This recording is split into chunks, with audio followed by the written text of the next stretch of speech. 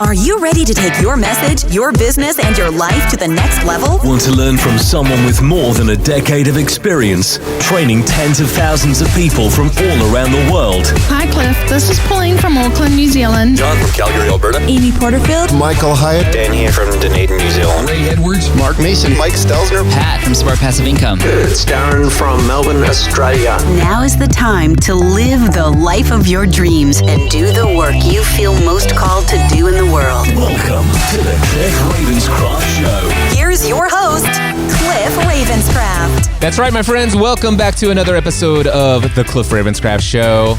Special Christmas 2019 edition. I received a text message from my great friend Mark Mason the other day. He says, hey, we should record some content soon. And he wanted me specifically to be on his show for a segment talking about some of the recent changes that he had noticed in just my own personal life. Just this idea of experiencing a significant amount of peace in the midst of everything that goes on in life. It just seems like no matter what's going on, there's just something different about how I'm experiencing life. And so he wanted to see if we could have a conversation about that in his podcast. And I said, absolutely, anytime. I said, when would be good for you? And then I didn't get a response. I think that was yesterday that the text message started. But he said there, he says, how about sometime today? And I said, how about right now? And then Mark and I jumped immediately onto a Zoom call. And we recorded what you are about ready to hear for his podcast, which, by the way, if you want to hear his version of this, which will probably be edited down just a little bit, but it was his podcast is called Late Night Internet Marketing with Mark Mason. So Late Night Internet Marketing is Mark Mason's podcast. Without any further ado, here's just a conversation between two friends. So here's the reason I called, and I think that this is something that I'm uniquely in a position to observe better than all the rest of your audience because of this boyfriend factor that you've described, right? Where we talk all the time. So I would say that you are in many ways a completely different person than you were a year ago today. And I would describe the differences on two levels. One, you have a clear path to the kind of financial results that most people only dream about in 2020. They're immediate. They're right in front of you. You've already achieved a lot of progress in that area, and it is only, the future's so bright, you've got to wear shades in the immortal words of Corey Hart, right? So there's that. But also at the same time, and this is what's so super unique, you're more at peace with the direction that your life is headed and the things that are going on in your life than I've ever seen you in the decade that we've been hanging out together. So, Cliff Ravenscraft, my question to you is, do you agree with that characterization? And if so, what is the big takeaway? What happened that you can share with people that will help them understand how to achieve the kind of results that you've been able to achieve in the last year? Wow. So first question, do I agree with the assessment that you've made? With the second part, yes. The peace part. The peace part. Absolutely. I've experienced more peace, love, joy, and abundance more since Tuesday, September 10th, 2019, than I ever have in my life, and it seems to increase. I would even say exponentially on some days than the day before. And it has. And we're gonna unpack that. Okay, we're gonna unpack that. Okay, so you agree with that part of the assessment. What about the other part? The other part of the assessment is that I'd say when it comes to, let's just call what you said the first one is the certainty of my financial future. I'd say it's unchanged from prior years.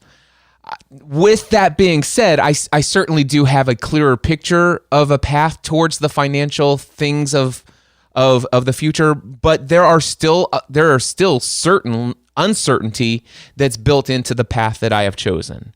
So while I'm much more confident today than ever before about my financial future as far as income consistently coming in, I would say there's just as much uncertainty about the fact that it could be interrupted unexpectedly at any point. So, for example, I'm still in a position where if I was diagnosed with cancer and I all of a sudden I'm going through treatment and I'm literally zapped of all of my energy and I can't work and do the kind of work that I do today for a period of 3 to 6 months, my income's not going to stay the same. That's a very real picture of what could happen.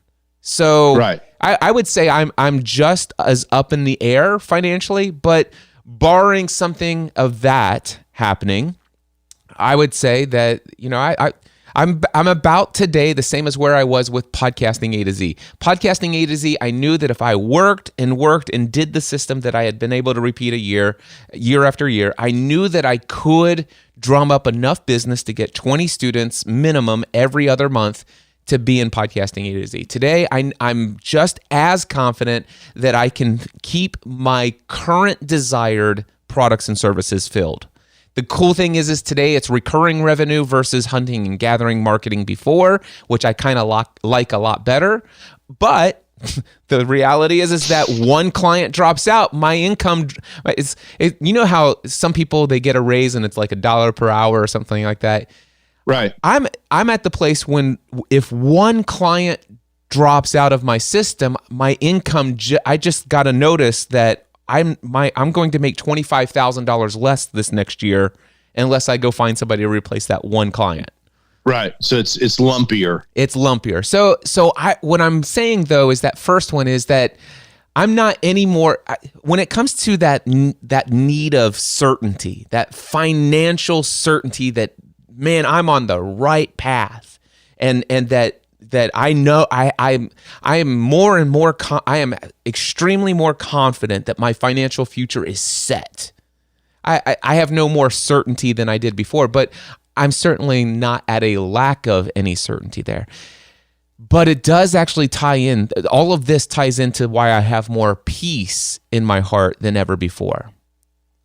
So let's talk about that, and maybe I'll reclassify my the statement about your certainty, because I'm probably calibrating, even though I didn't realize it, to the day you called me up and said, "Hey, I'm going to quit doing Podcasting A to Z. What do you think?" And then the financial uncertainty that ensued after that and where you are now. Okay, so let's set that aside. Let's talk about the peace thing. I know a lot of people that listen to my show, and I'm sure this is true for your show as well.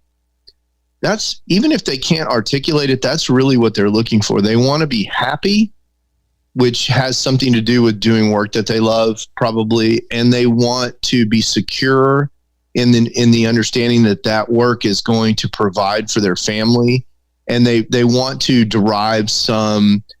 They want, in the words of Tony Robbins, they want to be loved. They want to help people. They want to do something that generates more love in their life. And even when people don't realize that, you know this very well, Tony talks a lot about this. This is an underlying motivation for people. You're up and to the right on all that stuff. And I wonder if you could talk about why it is you say that on September 19th, September 10th, September 10th, that this has happened and what that's all about. And you know, the next question is going to be, if people want to replicate that in their lives, what are the things they need to be thinking about? Well, I can tell you right now, getting to September 10th, 2019 was a very long journey for me that I would say probably started when I was 18 years old. It took a while, you know, but here it almost goes back to 2005 when I discovered podcasting as a hobby. And then a couple months later I think it was right around February 2006, I started asking myself the question, I wonder what life could be like or would be like if I did this for a living instead. And this wasn't teaching people how to create a podcast. It was, I wonder what life would be like if I was able to make a living, financially, provide for my family and take care of all the financial stuff. But man, what I most want to do, what I feel most called to do in this world is to use my voice to entertain, educate, encourage, and inspire other people. That's what I've always wanted to do. It's like, this is what makes me come alive. If I get to do this, I want to contribute to the well-being of others using the things that I've learned. Basically, I want growth and contribution. Those are the two things I've been most called to. All right. So that it's been a journey of trying to figure that out. And when I started my own business, I left my career as an insurance agent in January 2008. I'm like, how do I get to do this and still take care of the finances? And I had very limiting beliefs about whether or not one could get paid just to speak into a microphone and encourage people. I mean, I know other people would do that, have done that, and I even went down the path of generating money from the content that I was creating. And what I found was there was an easier path to the financial side of things, which was technical consulting, teaching, education in the area of the technical aspects of podcasting. That just seemed to be low-hanging fruit, which I later discovered because of a book called The Big Leap by Gay Hendricks. I discovered something that was my zone of excellence. My zone of excellence is understanding complex technical things, learning about those things, and specifically also not just the technical aspects of them themselves, but the unique approach to the way that I think about what do I want this technology to do or to accomplish for me. And then how can I incorporate just bits and pieces and then exclude everything else that doesn't matter? How can I clear away all of the overwhelm and just get the just-in-time learning of exactly what it is that I need from this to be able to accomplish this? And who cares about all the stuff I don't know? This is what I want. And then reduction to practice. Yep. And then all of a sudden it's like, okay, all of these people who are overwhelmed and they're trying to swallow an entire elephant when all they need is the tail to accomplish. So basically I found that I could make a living teaching people just the tail of podcasting. I didn't need to teach them the entire elephant, just the tail. That's all you need. If you want to be able to do what I'm doing and create the content, let me show you exactly how I did it step by step. And I learned I could make lots of money from that, this zone of excellence thing. But it wasn't what I learned is my zone of genius. My zone of what Gay Hendricks in his book, The Big Leap, said, your zone of excellence is something that when you do it, you're better at it than pretty much anyone else out there. It's not that there aren't other people that exist that are as good as you at it, but when it comes to the average people who call themselves whatever it is you call yourself, you're at the top of the top. That's your zone of excellence. However, he says there's this next level called your zone of genius. This is something that's unique to you. It's something that you do better that only you could do. It's not that there aren't other people who do things similar to it, but there's something about you and the way you approach it. The world cannot get this thing from any other human on this planet. It's yours. It's what you were created to be. Now, I'm putting language on top of Gay Hendricks because Gay Hendricks does not mention God in this book at all, but it's like zone of genius is this thing that you were uniquely gifted and put on this world to do. And both of these can create great financial wealth for you. And if you tap into your zone of genius, he says you'll find that your success, love, abundance, all areas of your life will exponentially grow if you could focus a majority of your time spent inside of your zone of genius instead of your extremely wildly profitable zone of excellence. And the problem is people get so financially successful inside of their zone of excellence that they believe that it would be impossible to make as much money doing something that they love because they've been conditioned to believe that this is where the financial certainty comes from. The only problem is what your zone of excellence is, it doesn't make you come alive. It doesn't light you up.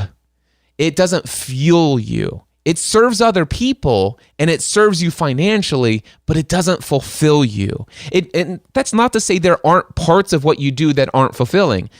It just says that this doesn't consistently ongoing have you overflowing with love and zeal for life. Zone of excellence work just doesn't do that. It does it sometimes, but when you evaluate those sometimes that it fills you up, that it lights you up, your zone of excellence work, what you're finding out is that you've actually been tapping into your zone of genius inside of this zone of excellence work that you do.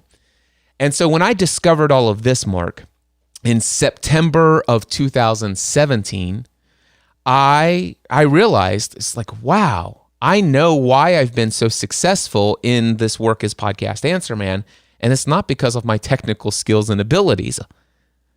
It's because of the amount of encouragement and inspiration and motivation that people have gotten from the way that I think, the way that I process, my authenticity, my transparency, and my honesty for saying things exactly what I'm thinking without fear of how you might judge me. Or, better put, in hindsight, after having already published something without thinking about what you might feel about me. Right. My process of most of the time never going in and removing something that I just published based upon how you might think about me. So in essence, there's something about just me, the way that I show up, the way that I process what I'm experiencing in life. This is my zone of genius. And if I could tap into this, and then I started asking myself, I wonder what life would be like if I could do this for a living, not instead of selling insurance, because I already made that transition.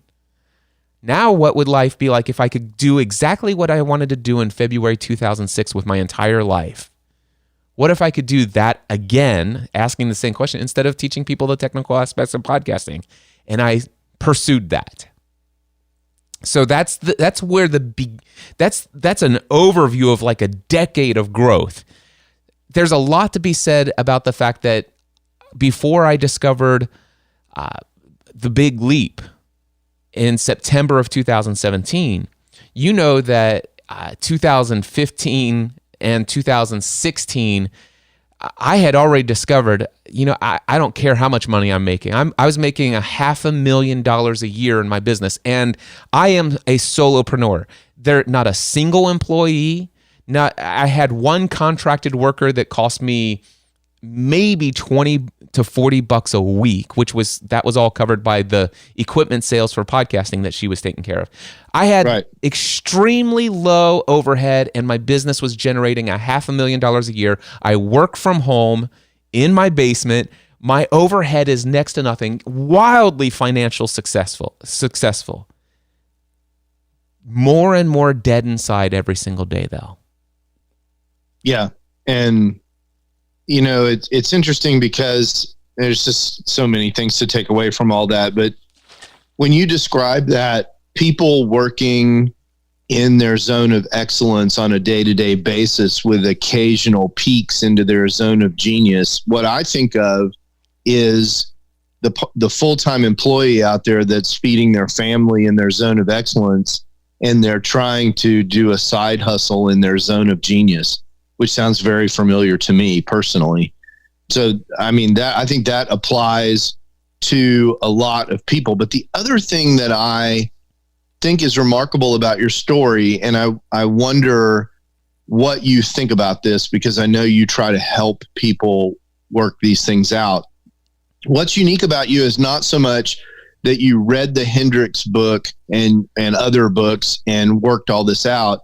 It's that you took the time to be introspective. You put in a lot of energy to figure out what it meant for you. And one of the things that I see is oftentimes people aren't sufficiently introspective. They're not looking in the mirror and trying to figure out what things mean for them. Is this something that you encounter when you're coaching people? Do you find yourself holding a mirror up to people or asking them to hold a mirror up to themselves? That is something that I that is a part of my zone of genius, is the fact that when I am studying something, when I am learning something new, I don't just go on to the next thing. I go deep. So going deep instead of wide. And most of the time what I'll do is I spend a lot of people will judge me for this and have judged me for this. It's like, Cliff, you certainly do a lot of talking about yourself. You're right, because I spend most of my time working on me. I am a professional coach. Long before I decided to coach anyone else, I've always been looking to coach me. I want to actually become a better version of me.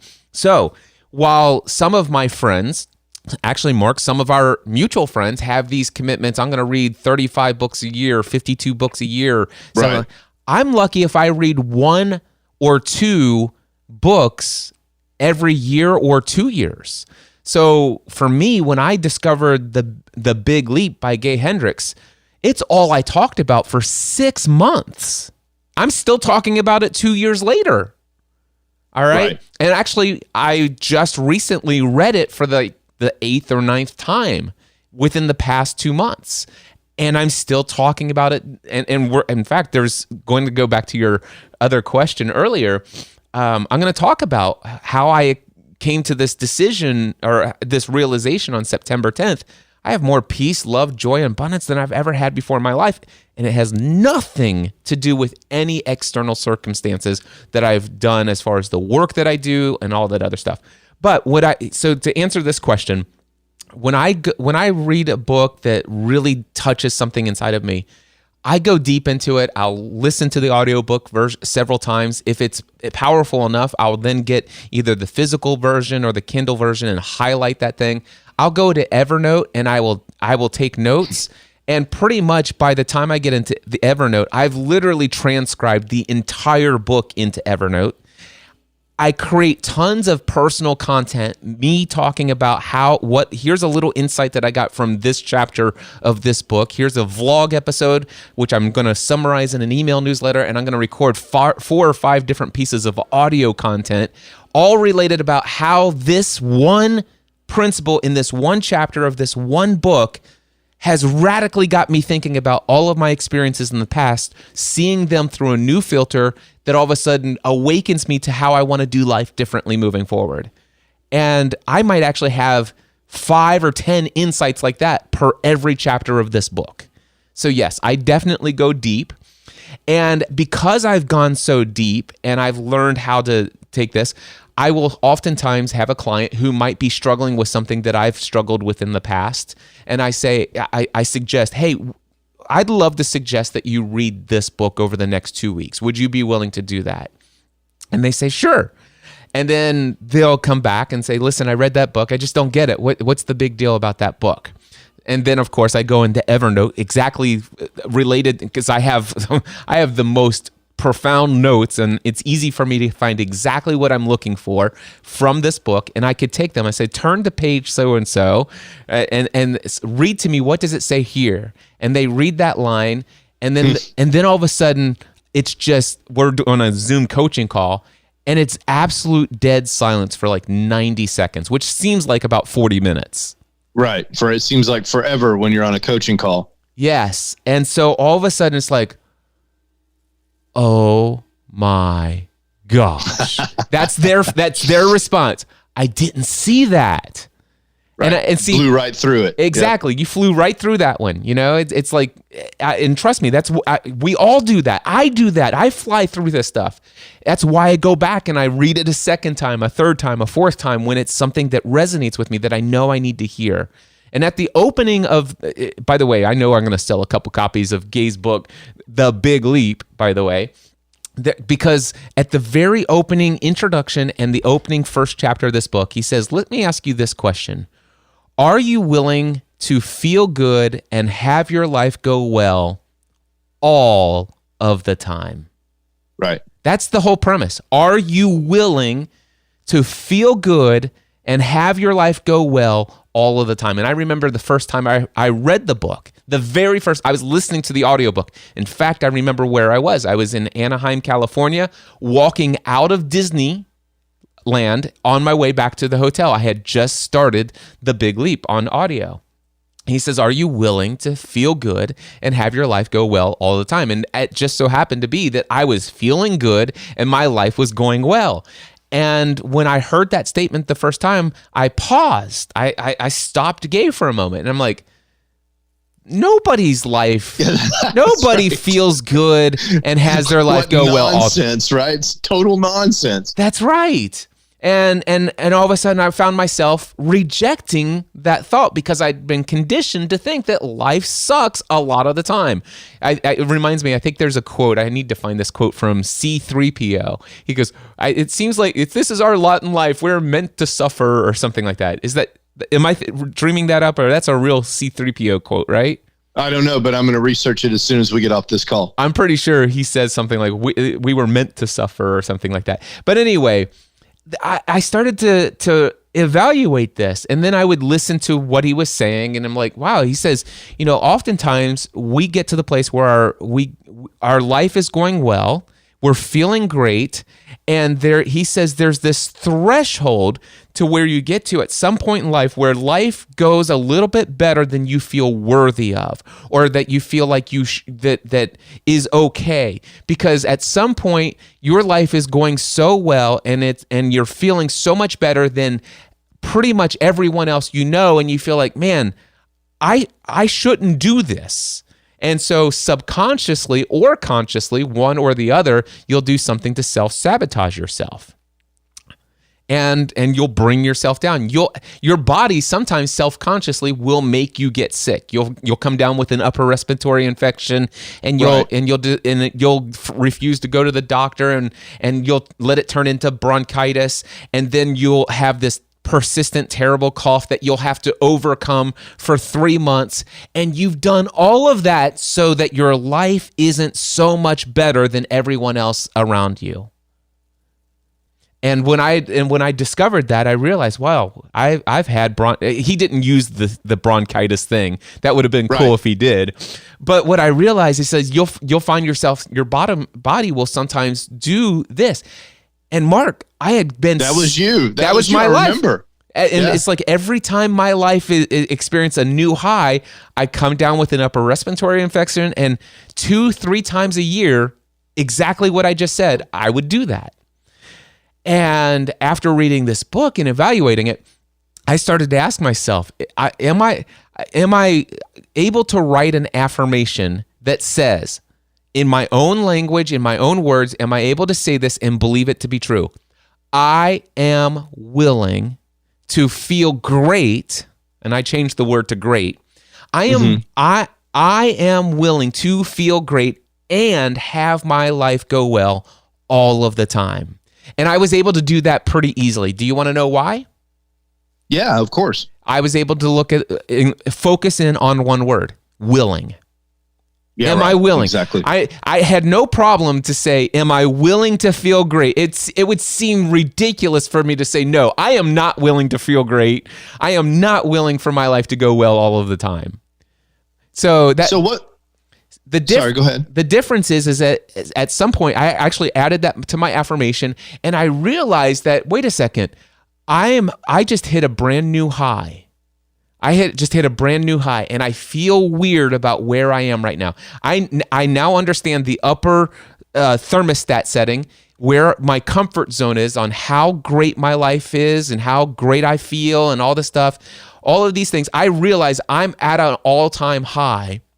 And I do know that this seems a little weird. It seems a little out of the place. And because I was saying these affirmations every day, I am willing to feel great and have my life go well all of the time. And because I was willing to, and I was intentional in those moments, like, listen, I one day I had developed an upper respiratory infection. All of a sudden I could feel it, that phlegm in my throat and stuff like that. And Mark, I don't know if you remember, but there was a time when I told you, it's like, you said, hey, Cliff, what are you doing? I'm at the gym. What do you, so, right, and I said, and I'm sick. Yes. I am sick. I'm sweating. I have a fever, and there's this stuff in my throat, but I am willing to feel great and have my life go well all of the time. I'm kicking this crap out of my system. And it's like, I remember that conversation like it was yesterday. I refuse to be sick. I believe I can kick this stuff out, and within 2 or 3 days, I will have, without going to the doctor, this stuff will be gone. And it worked. By the way, I do not prescribe this for others, but let me tell you something. It was the first time I realized, wow. And so, Mark, I actually got to the place where I went into my affirmation file and I changed the phrase. And this actually happened closer to 2019. I am committed to feeling great and having my life go well all of the time. And so what's the takeaway for someone who wants that? What's the key mindset, action, direction that they need to head to realize this kind of gain? There are two potential paths and that I'm thinking of right now. I am not for a moment saying these are the only two paths you can go down to get to the destination where I feel like I am today that you're highlighting here. But two paths that I can tell you is, one, there's the path that I went down, which is I can tell you the exact path. Make a decision to go to a Tony Robbins Unleash the Power Within event. All right. And before you go to a Tony Robbins Unleash the Power Within event, buy the 10-day audio program called Creating Lasting Change so that you can be introduced to the language you will hear Tony speak at this event, so you don't go there and hear it for the first time. Listen to the 10-day program called Creating Lasting Change without taking any notes, without trying to understand what he's saying, and realize that about 90% of the words Tony's speaking make no sense to you. But don't listen to it to accept or reject anything that he's saying. Just listen to it without pausing all the way through one time. Let it wash over you. All right?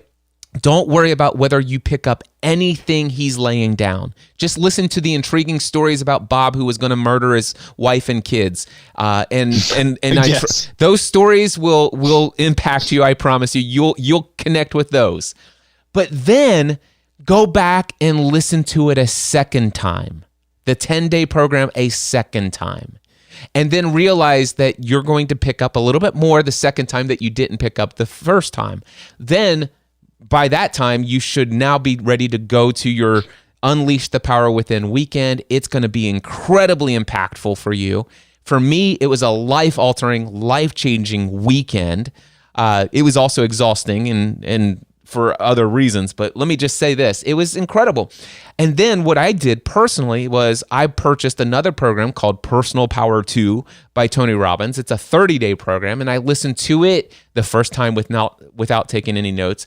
I've since then, over the last several years, have listened to Creating Lasting Change, Personal Power 2, and an audio program called Classic Unleash the Power Within, Classic Tony from Nightingale Coaten.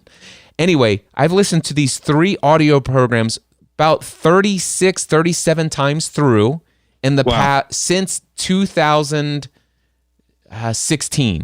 Since 2016, I've listened to these multiple times over and over and over again.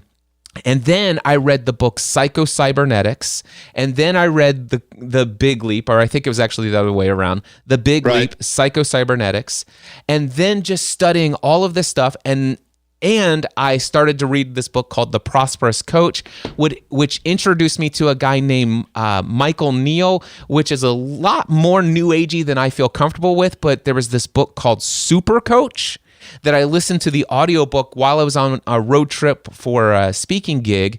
And this one chapter in this book, even though the rest of the stuff kind of seemed a little new agey to me and things that was hard for me to swallow, there was this one chapter that says, listen, we all were born with everything we ever needed to be at peace, to have balance, everything we need. It's all there. It's provided. You don't have to work, strive for all the abundance, peace, love, success. It's all there for you at all times.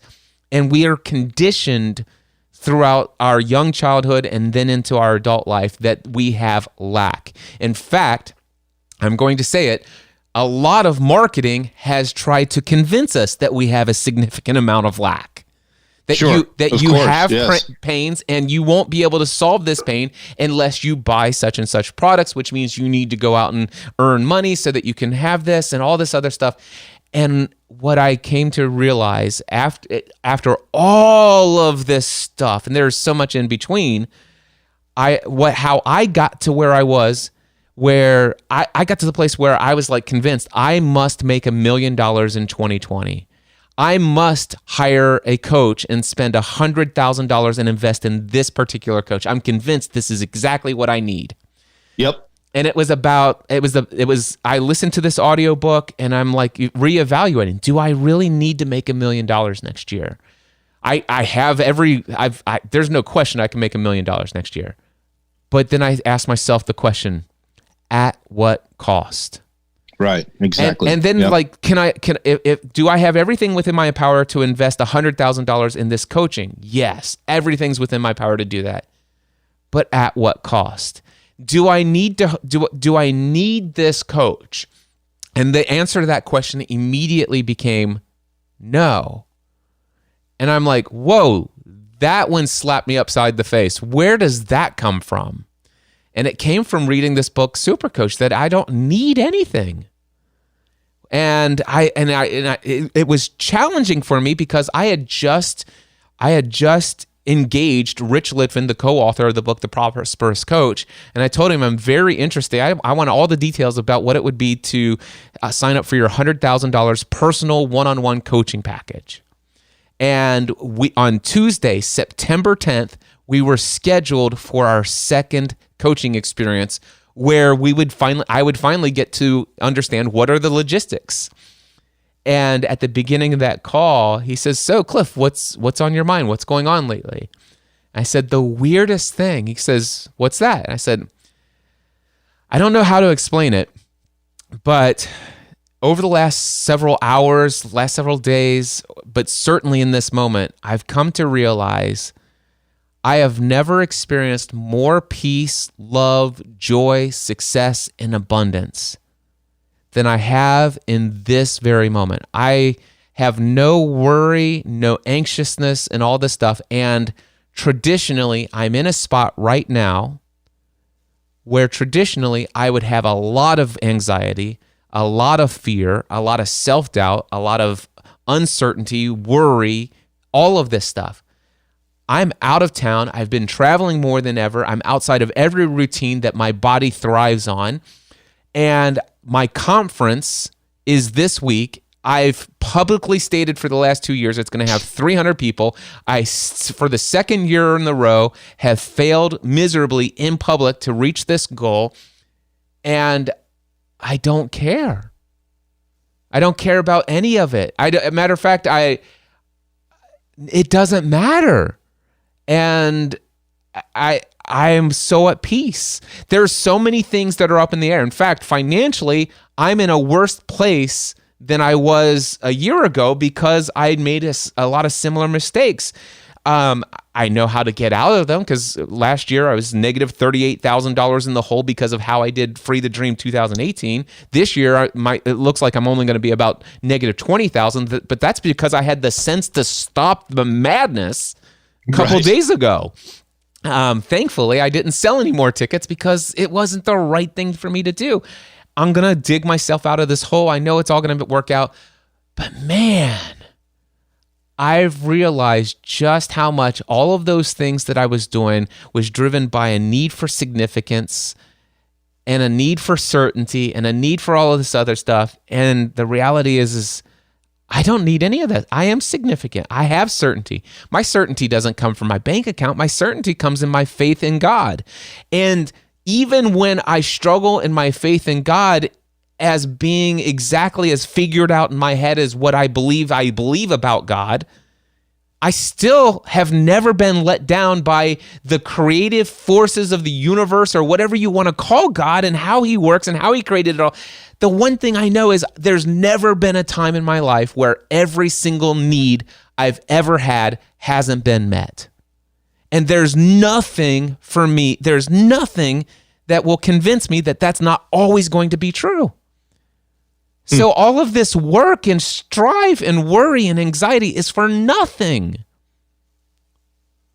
It's not that I'm not going to be it's like I don't have any fear that if I give up all of this push for making things happen, it's not that I'm going to lose my drive. I know I'm going to be driven.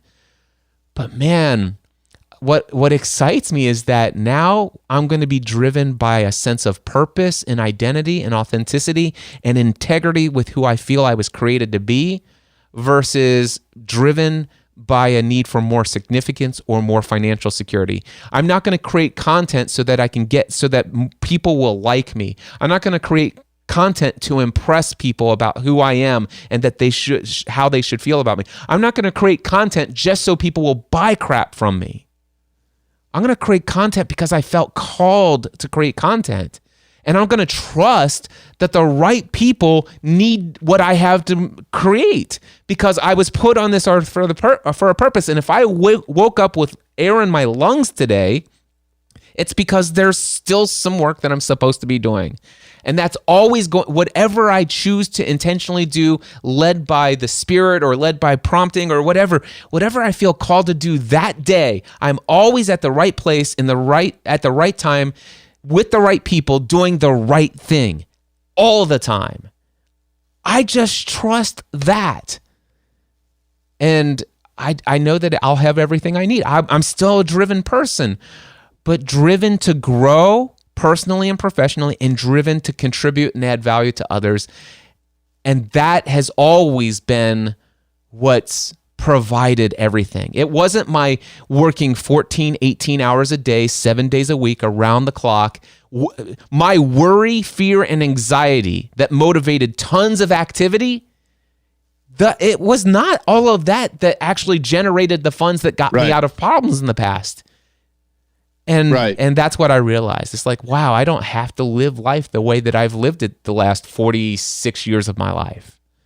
Wow. So the bottom line has something to do with the fact that you're 100% in alignment with what you're called to do. Yes. And so path A is try all of those things and see if they work for you. Or path B, and this is the selfish one, and if this comes also as selfish, then understand that, just ignore it. So, item B is find somebody who is already experiencing the type of life or outcome that you want, and work with them and see if they can't help you shortcut yourself to the process. And that's what I do today. It's like that as a professional coach. I work with people who want to experience what it is I've been able to experience. And what I can do from all of my countless hours of going through Tony Robbins materials, Big Leap materials, and all this other stuff, and using myself as a guinea pig of the things that do and don't work, and finding out all kinds of things. And I'm still a work in progress, but boy, I've learned the questions to ask myself. Right. And the one thing that I've learned, and the most powerful thing, is that I'm not going to, if you were to hire somebody like me, I'm not going to tell you the answers that you need. I'm going to ask you the questions so you can realize the answers that you need are already inside of you. And I'm just going to help you get to those answers that were already there. Because this is what I learned. And Rich Litvin says, Cliff, you don't need a coach. Right. And he says, nobody needs a coach. The question is, do you want one? And I said, I don't think I do. And he says, cool. It's no for now. And it was like, that was wild. But the thing is that some people do want a coach. And by the way, I do have coaches, but do I want $100,000 coach so that it necessitates that I make $1 million or even, this? It's like, no, I don't want that. I want more margin in my life. I want to scale back and invest deeper and all this stuff. And as soon as I cleared out all the crud in my life, I'm like, wow. And Mark Mason, I will tell you, I am running against an upper limit challenge right now. And that is, I am in a place where I am doing a lot less than I ever have before. My monthly recurring revenue is about $5,000 higher than it's ever been. Right. And I never have anything scheduled on my calendar on Saturday, Sunday, or Monday ever. Matter of fact, I never have to work on those 3 days for the year 2020 ahead. And we just picked up the phone and started talking today because you didn't have anything on your calendar. When I texted you, you said, well, I said, when can we talk? You said, well, how about right now? Yep. That's crazy. Exactly. And it fits right in because it's like, listen, I will never create a piece of content unless I feel inspired. And I feel inspired. So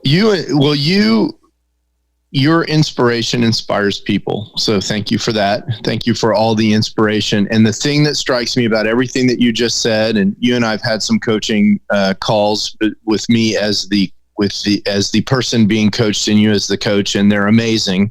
The thing that amazes me is what you really just said is when you were working in your zone of excellence with podcasting A to Z, the glimpse of your zone of genius was that you were able to distill that all down and give people what they needed to be successful in podcasting.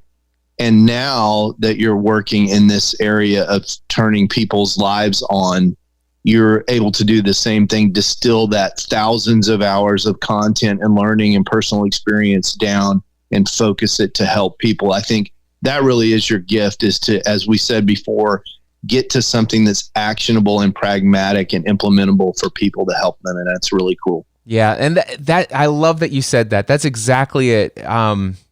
That's what I love about coaching is that this gift that I've had, and I believe it is a gift. I think it's a talent that is naturally inside of me. It's been there since I was a kid. Now that I know, No doubt. Now that I know it, I see it throughout my entire lifetime, how I've been able to take all of this stuff and then just teach you the bit you need. It's like, and I mean, I get on a coaching call and it's like, man, there are 50 million things that I could tell you right now. But I've gotten to this place where I just sit and I tell my coaching clients, and you remember this, there's going to be moments of silence, because while you're speaking, I'm not going to be thinking of the next thing that I'm going to say and where I want to take this conversation, but I'm going to be silent and I'm going to tune into whatever's inside of me and the right thing that needs to be shared with you in this moment. I'm going to give you the tail of the elephant rather than the elephant. Awesome. So I'm going to wrap some Christmas presents, and we're going to wrap this conversation. How's that for a segue? That's awesome. I love it. Mark Mason. It has been a distinct pleasure to speak with you in this unscheduled way. Thank you so much. Hey, it's my pleasure. Anytime you want to jump on a call, you let me know. Okay, dude. I appreciate it. Merry Christmas, and I hope everything is awesome. Please tell your family I said hello. Merry Christmas. Mindset Answer Man.